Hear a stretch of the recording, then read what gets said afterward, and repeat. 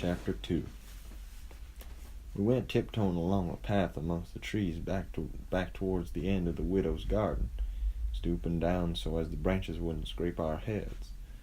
When we was passing by the kitchen, I fell over a root and made a noise. We crouched down and laid still. Miss Watson's big boy, named Jim, was sitting in the kitchen door. We could see him pretty clear, because there was a light behind him. He got up and stretched his neck out about a minute. Listen. Then he says, "Who da?" We listened some more. Then he come tiptoeing down and stood right between us. We could have touched him, nearly.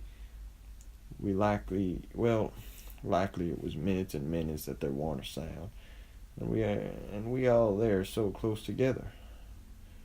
There was a place on my ankle that got to itching, but I doesn't scratch it. And then my ear begun to itch, and next my back, right between my shoulders. Seemed like I'd die if I couldn't scratch. Well, I've noticed that thing plenty of times since. If you are with a quality, or at a funeral, or trying to go to sleep when you ain't sleepy, if you are anywheres where it won't do you for you to scratch, why, you will itch all over and upwards of 1,000 places. Pretty soon Jim says, "Say, who is you? Whar is you?" Dog my cats if I didn't hear something. Well, I knows what I was going to do. I was going to sit down here and listen till I hears it again. So he sat down on the ground betwixt me and Tom. He leaned his back up against a tree and stretched his legs out till one of them most touched one of mine. My nose begun to itch.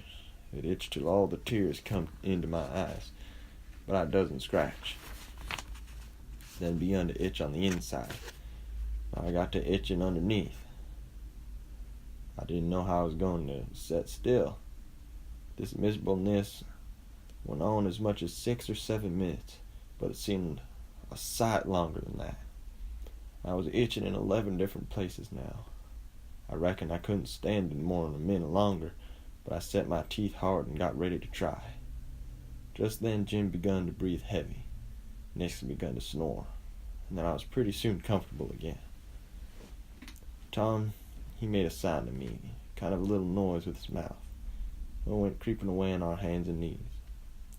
When we was 10 foot off, Tom whispered me and wanted to tie Jim to the tree for fun, but I said no. He might wake and make a disturbance, and then they'd find out I warn't in. Then Tom said he hadn't got candles enough, and he would slip in the kitchen and get some more. I didn't want him to try. I said Jim might wake up and come, but Tom wanted to risk it, so he slid in there and got 3 candles, and Tom laid 5 cents on the table for pay.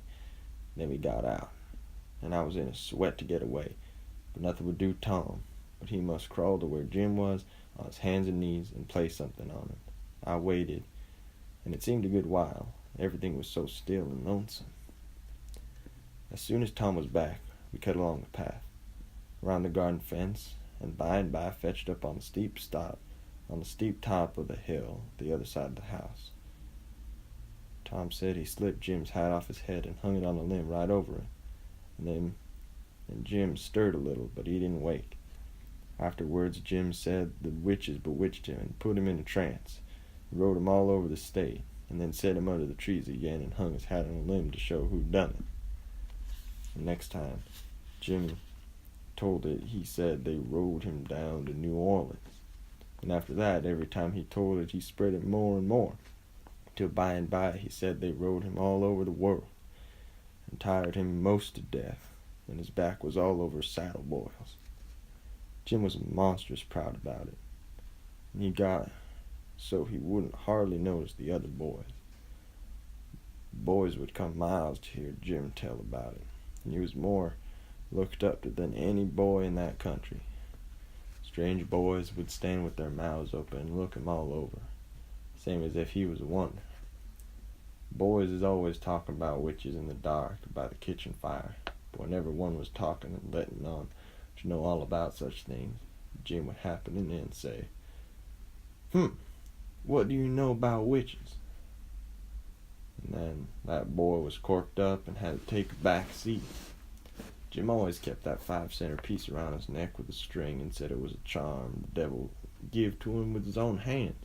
Told him he could cure anybody with it and fetch witches whenever he wanted to, just by saying something to it, but never told what it was he said to it. Boys would come from all around there and give Jim anything they had, just for a sight of that 5-center piece. They wouldn't touch it, because the devil had his hands on it. Jim was most ruined, for a servant, because he got so stuck up on account of having seen the devil and been rode by witches. Well, when Tom and me got to the edge of the hilltop, we looked away down into the village and could see 3 or 4 lights twinkling, where there were sick folks, maybe, and the stars over us were sparkling ever so fine. Down by the village was the river, a whole mile broad, and awful still and grand. We went down to the hill and found Joe Harper and Ben Rogers, 2 or 3 more of the boys, hid in the old tan yard. So we unhitched a skiff and pulled down the river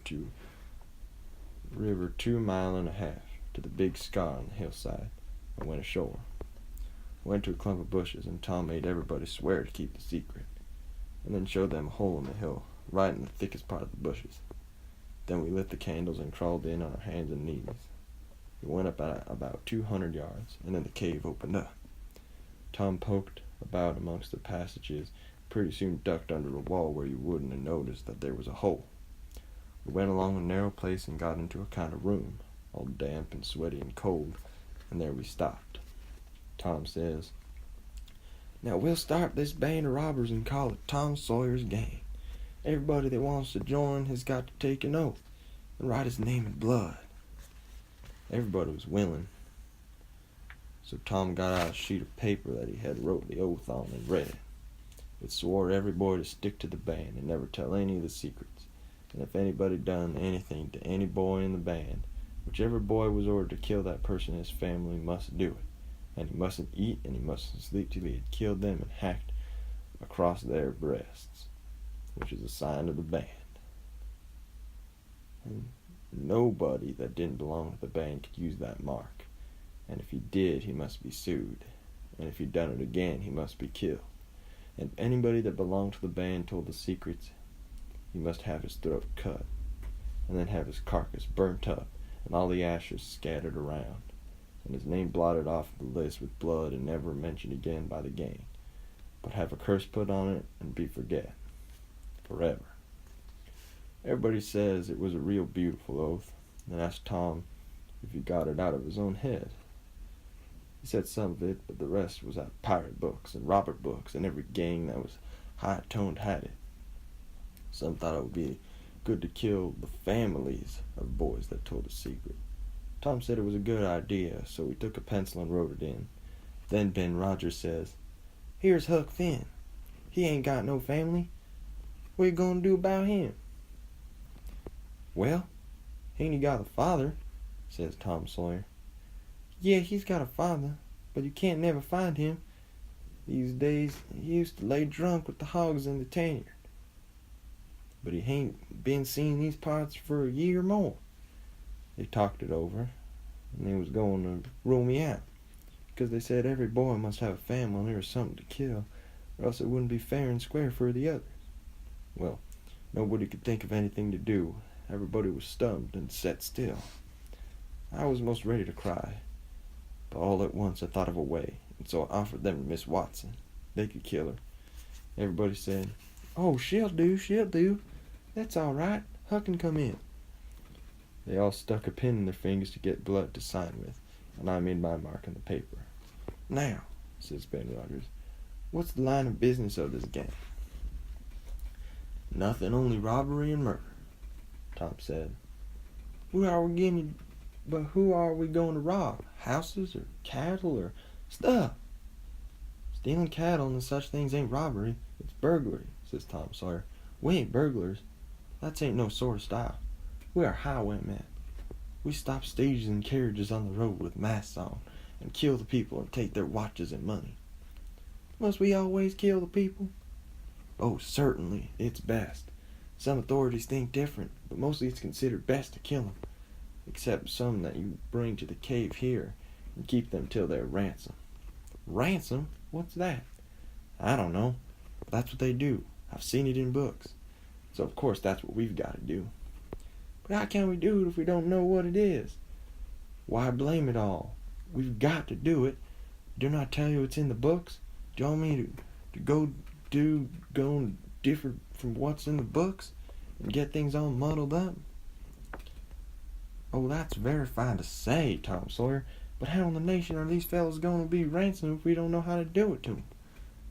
That's the thing I want to get at. Now, what do you reckon it is? Well, I don't know. But perhaps if we keep them till they're ransomed, it means that we keep them till they're dead. Now, that's something like. That'll answer. Why couldn't you said that before? We'll keep them till they're ransomed to death. And a bothersome lot they'll be too, eating up everything and always trying to get loose. How you talk, Ben Rogers. How can they get loose when there's a guard over them ready to shoot them down if they move a peg? A guard? Well, that is good. So somebody's got to step up all night and never get any sleep, just so as to watch them. I think that's foolishness. Why can't a body take a club and ransom them as soon as they get here? 'Cause it ain't in the books, so that's why.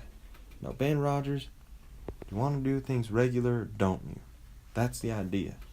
Don't you reckon that the people that made the books knows what's the correct thing to do? Do you reckon you can learn them anything? Not by a good deal. No, sir. We'll just go on and ransom them in the regular way. All right, I don't mind, but I say it's a fool way anyhow. Say, do we kill the women too? Well, Ben Rogers, if I was as ignorant as you, I wouldn't let on. Kill the women? No. Nobody ever saw anything in the books like that. You fetch them to the cave, and you're always as polite as pie to them, and by they fall in love with you and never want to go home anymore. Well, if that's the way, I'm agreed, but I don't take no stock on it. Might as soon we'll have the cave so cluttered up with women, fellows waiting to be ransomed, that there won't be no place for the robbers. Go ahead, I ain't got nothing to say. Little Tommy Barnes was asleep now, and when they waked him up, he was scared and cried and said he wanted to go home to his ma. He didn't want to be a robber anymore. So they made fun of him, called him Crybaby, and that made him mad. But he said he wouldn't go straight and tell all the secrets. But Tom gave him 5 cents to keep quiet, and said we would all go home and meet next week and rob somebody and kill some people. Ben Rogers said he couldn't get out much, only Sundays, and so he wanted to begin next Sunday. But all the boys said it would be wicked to do it on a Sunday, and that settled the thing. They agreed to get together and fix a day as soon as they could. And then we elected Tom Sawyer, first captain, and Joe Harper, second captain of the gang, and so started home. I clumb up the shed and crept to my window just before day was breaking. My new clothes was all greased up and clayed, and I was dog tired.